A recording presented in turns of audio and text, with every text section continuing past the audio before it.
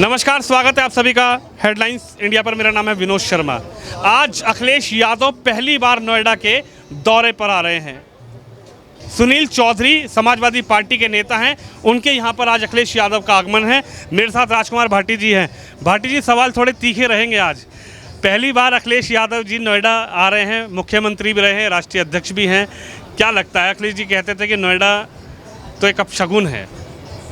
नहीं, पहली बात तो अखिलेश जी पहली बार नोएडा नहीं आए हैं। अखिलेश जी पहले भी दर्जनों बार नोएडा आ चुके हैं, ठीक है नहीं। हाँ, जब वो मुख्यमंत्री का उनका कार्यकाल था 12 से 17 के बीच में, वो व्यस्तता की वजह से नहीं आ पाए थे।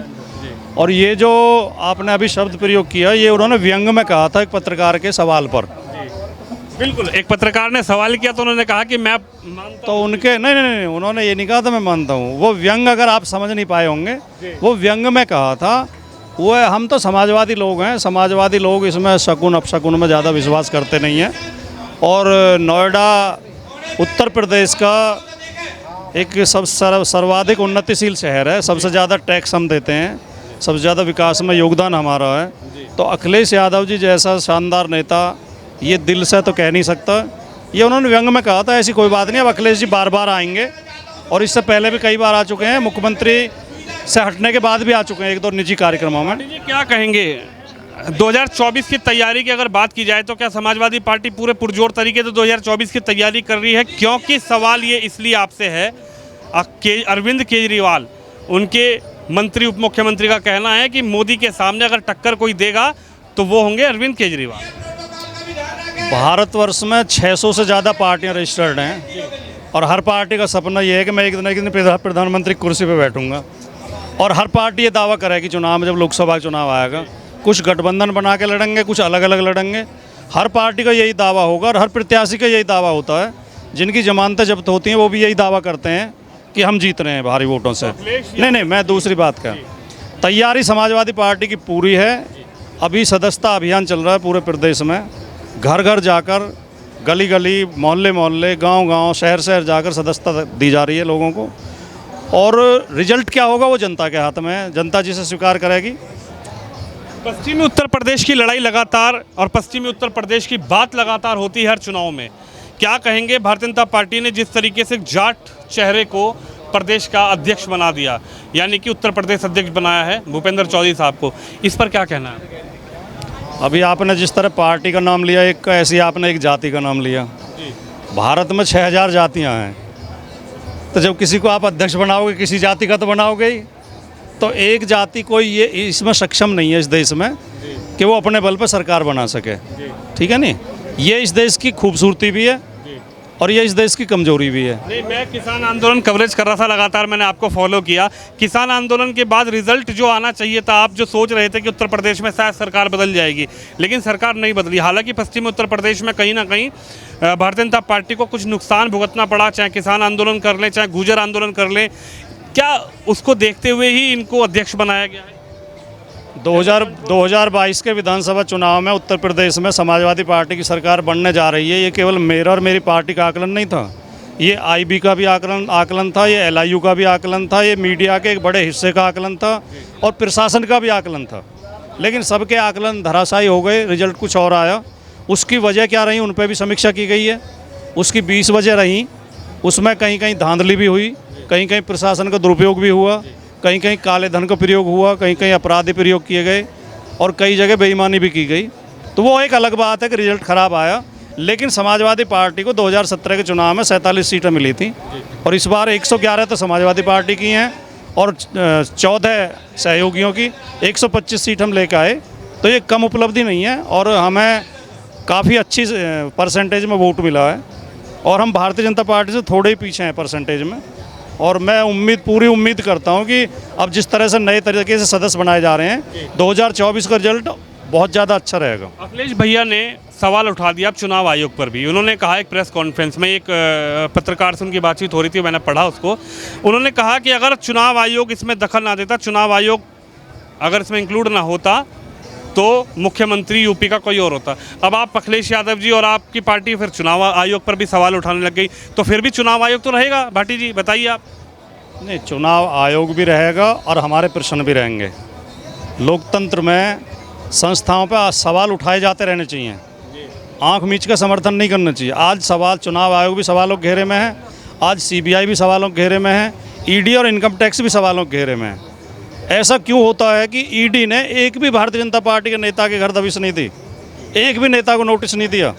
सारे मतलब ईमानदार ही भरे पड़े हैं बीजेपी में। क्या आप कह सकते हैं इस बात को गारंटी से बीजेपी में सारे ईमानदार भरे पड़े हैं? तो सवाल तो उठेंगे। यही चुनाव आयोग का हाल था। चुनाव में सरकार के खिलाफ और सरकारी पार्टी के खिलाफ जितनी शिकायतें की गई, चुनाव आयोग ने एक शिकायत नहीं सुनी, तो सवाल तो उठेंगे। और वो संवैधानिक संस्थाओं को दुरुपयोग कर रहे हैं। भारतीय जनता पार्टी अकेले चुनाव थोड़ी लड़ती है। भारतीय जनता पार्टी के साथ चुनाव आयोग, सीबीआई, ईडी, इनकम टैक्स, जिला प्रशासन और पुलिस और गुंडे बदमाश और काला धन, ये सारे मिलकर चुनाव लड़ते हैं। और मीडिया का एक बड़ा हिस्सा, जिसे गोदी मीडिया कहते हैं, अब समाजवादी, ठीक है नहीं? समाजवादी पार्टी क्या केजरीवाल सरकार का साथ, केजरीवाल का साथ देगी या फिर समाजवादी पार्टी 2024 में खुद मैदान में उतरेगी? समाजवादी पार्टी जनता के साथ रहेगी, जनता की आवाज़ उठाएगी। जिसे समाजवादी पार्टी का समर्थन करना, समाजवादी पार्टी का समर्थन करे। जिसे अलग चुनाव लड़ना है वो अलग चुनाव लड़ें। अखिलेश यादव केजरीवाल से बहुत बड़े नेता हैं इस देश में, बड़ा जनाधार है उनका, बड़े फॉलोअर हैं उनके और बड़ा व्यक्तित्व है उनका। तो साथ में कौन कौन होंगे कौन नहीं होंगे ये तो आने वाला समय बताएगा, लेकिन हम उनका साथ देंगे ये सवाल मैं समझता हूँ ठीक नहीं है। अखिलेश भैया अब नोएडा आते रहेंगे? बिल्कुल, पहले भी आए हैं और आगे भी आते रहेंगे। नोएडा पे विशेष ध्यान रहेगा। डर तो नहीं लगेगा? डर तो था अखिलेश भैया को कि नोएडा कोई जाएगा वो मुख्यमंत्री नहीं बनेगा। कतई डर नहीं था। वो थोड़ी समझने में आपके में गलती रही होगी। मैंने पहले भी कहा, फिर कह रहा हूँ, वो व्यंग में कहा था उन्होंने। अखिलेश यादव जी को कोई डर नहीं है, नोएडा से बहुत प्रेम है। नोएडा को मेट्रो देने का काम अखिलेश यादव ने किया। नोएडा की जो सबसे शानदार एलिवेटेड रोड है वो अखिलेश यादव जी ने दी। नोएडा में क्रिकेट स्टेडियम अखिलेश यादव ने दिया। और नोएडा में लगभग 200 करोड़ रुपए गाँवों के विकास के लिए दिए थे उस समय। आखिरी सवाल राजकुमार जी आपसे, ही आप भी व्यवस्था, आखिरी सवाल ये है, आज उत्तर प्रदेश के मुख्यमंत्री योगी आदित्यनाथ भी थे, मैंने वो भी कवरेज किया। वो भ्रष्टाचार के खिलाफ जीरो टॉलरेंस पॉलिसी उन्होंने बनाई है। उन्होंने कहा कि अगर कोई भ्रष्टाचार करेगा तो सीधा जेल जाएगा। और दूसरी बात, उन्होंने आज निरीक्षण भी किया हिंडन पर जाकर। उन्होंने जो प्रधानमंत्री आवास योजना के फ्लैट बन रहे हैं, खुद मुख्यमंत्री योगी आदित्यनाथ उसके अंदर जाकर निरीक्षण करने लगे। जी, भ्रष्टाचार पे जीरो टॉलरेंस की बात करने पे हंसी आती है अगर योगी आदित्यनाथ करते हैं तो। अभी आपको पता होगा पीडब्ल्यूडी में ट्रांसफ़र पर कुछ प्रश्न उठे थे कि ट्रांसफ़र में धांधली हुई है, मोटा पैसा लिया गया है। जब पीडब्ल्यूडी मिनिस्टर से पत्रकारों ने पूछा तो उन्होंने कहा मुझे जानकारी नहीं है, मेरी जानकारी के बिना ही ट्रांसफ़र कर दिए गए। योगी जी कह रहे हैं हमने एक्शन लिया उस पर। कोई एक्शन नहीं हुआ। क्या पीडब्ल्यूडी मिनिस्टर हटा दिए? ओएसडी हटा? क्या वो नहीं, ओएसडी की जिम्मेदारी थी। मुख्यमंत्री रिजाइन करें या जेल भेजें उसे, पैसे की वसूली करें। नंबर एक बात, ये तो एक ही उदाहरण है खाली। अभी रुको, स्वास्थ्य विभाग में स्वास्थ्य मंत्री कह रहे हैं अस्पताल में जाके, मुझे शर्म आ रही है अस्पतालों का हाल देख कर, जो कि उप मुख्यमंत्री भी हैं। और राशन वितरण में 80,000 दुकानें उत्तर प्रदेश में राशन की, 80,000 मशीनें खरीदी गई जो राशन का वो करती हैं, ई पास मशीनें। वो उन मशीनों का अब तक सरकार 120 करोड़ रुपए, 1200 करोड़ रुपए, 1200 करोड़ रुपए किराए दे चुकी है। किराए पे ली गई, वो खरीदी नहीं गई। जबकि अगर उन्हें खरीदते तो उनकी कुल कीमत 160 करोड़ थी। 80,000 मशीन 160 करोड़ रुपए में आ जाती, लेकिन उनका किराया 1200 करोड़ दे चुके हैं। तो क्या भ्रष्टाचार नहीं है? क्या इसकी जांच होगी? पर्चा आउट हुआ, उसमें बीजेपी के विधायक शामिल मिले। नकली शराब से लोग मरे, उसमें बीजेपी के विधायक शामिल मिले। एक विधायक तो वैश्यवृत्ति कराते हुए पकड़े गए अपने घर में। तो इनके मुंह से जीरो टॉलरेंस की बात अच्छी नहीं लगती। ये महाभ्रष्ट सरकार है, कानून व्यवस्था ध्वस्त है, उत्तर प्रदेश में जंगल राज है।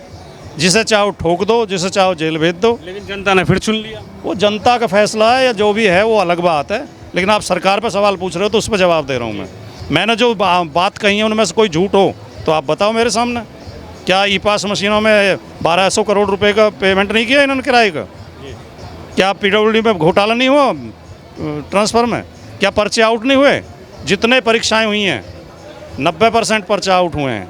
तो आज अखिलेश भैया के यहाँ पर आने का, अखिलेश जी के यहाँ पे आने का मतलब कहीं ना कहीं एक जो युवा शक्ति है आपकी, जो आपके कार्यकर्ता हैं, उनमें कहीं ना कहीं जान फूंकने का भी और 2024 की तैयारी शुरू हम मान लें? नहीं, आज जो अखिलेश यादव जी नोएडा आए हैं उनके 4-5 जगह छोटे छोटे निजी कार्यक्रम हैं। कोई बड़ा रैली या कोई बड़ा कार्यक्रम नहीं था।